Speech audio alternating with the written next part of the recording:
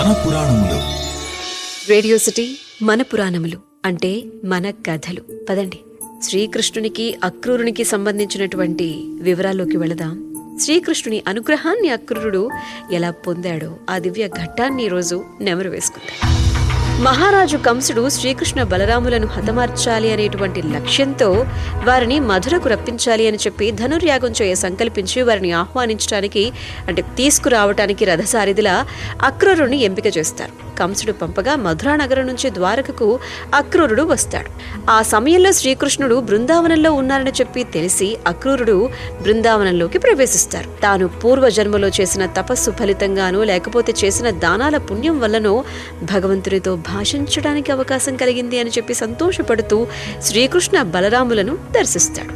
వారి పాదాలకు నమస్కరిస్తాడు. శ్రీకృష్ణుడు అతన్ని కౌగిలించుకుంటారు. శ్రీకృష్ణ బలరాములు అతన్ని నందుని గృహానికి తీసుకుని వెళతారు.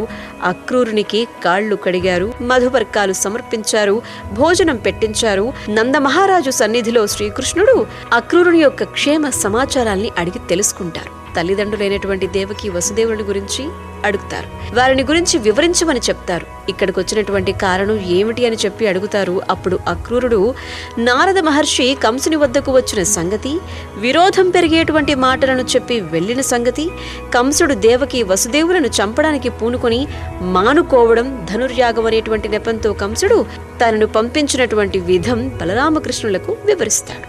అది విని బలరామకృష్ణులు నవ్వుకుంటారు. శ్రీకృష్ణుడు నందుడు మొదలైన పెద్దలతో, గోపకులారా, ప్రభువైన కంసుని ధనుర్యాగాన్ని చూడ్డానికి మేం వెళుతున్నాం. మమ్మల్ని పిలుచుకురమ్మని చెప్పి ఇదిగో ఈ అక్రూరుని పంపించారు.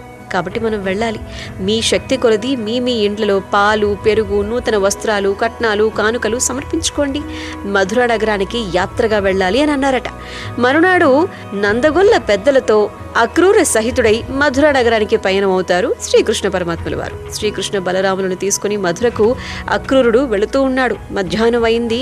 రథాస్వాలకు అలుపు తీరుతుందని చెప్పి అక్కడున్న పచ్చిక మేసి నీరు తాగడానికి కాళింది నదిలోకి ఒక మడుగు దగ్గర రథాన్ని ఆపుతాడు అక్రూరుడు. ఆ మడుగు ఒడ్డునే ఒక కదంబ వృక్షం ఉంది. ఆ చెట్టు నీడలో రథాన్ని ఆపి, వాసుదేవా, ఈ పుణ్యనదిలో స్నానం చేసి సంధ్యావందనాలు నిర్వర్తించుకొని ఇప్పుడే వస్తాను, మీరు సుఖంగా రథంలో కూర్చోండి అని చెప్పి అక్రూరుడు కాళింది మడుగు వైపు వెళ్ళాడు.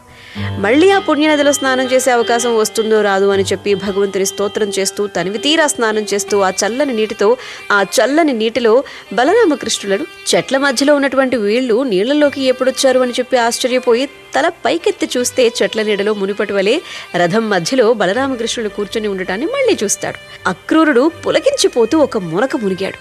అప్పుడు అక్రూరుడికి మహాద్భుతమైనటువంటి ఒక దృశ్యం సాక్షాత్కరించింది. ఆదిశేషుణ్ణి పాన్పు చేసుకుని పవలించి ఉన్నటువంటి పురుషోత్తముణ్ణి చూశారు. పులకించిపోయారు. వారిని స్తోత్రాలతో ఆరాధించారు. మంత్రపుష్పం పఠించారు. మానసిక పుష్పార్చన చేశారు. షోడశోపచారాలు సమర్పించుకున్నారు.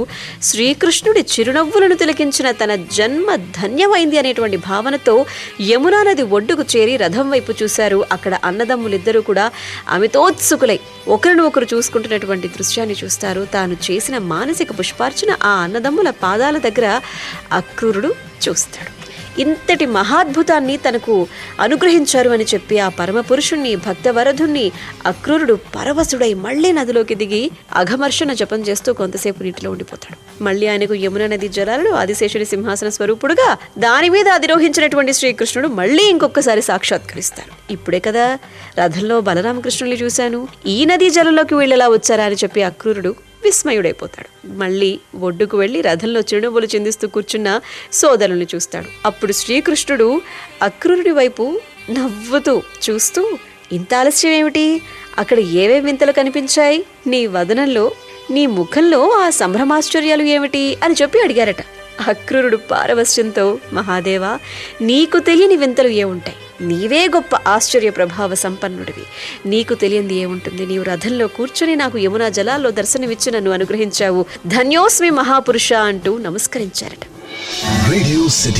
Radio city podcast.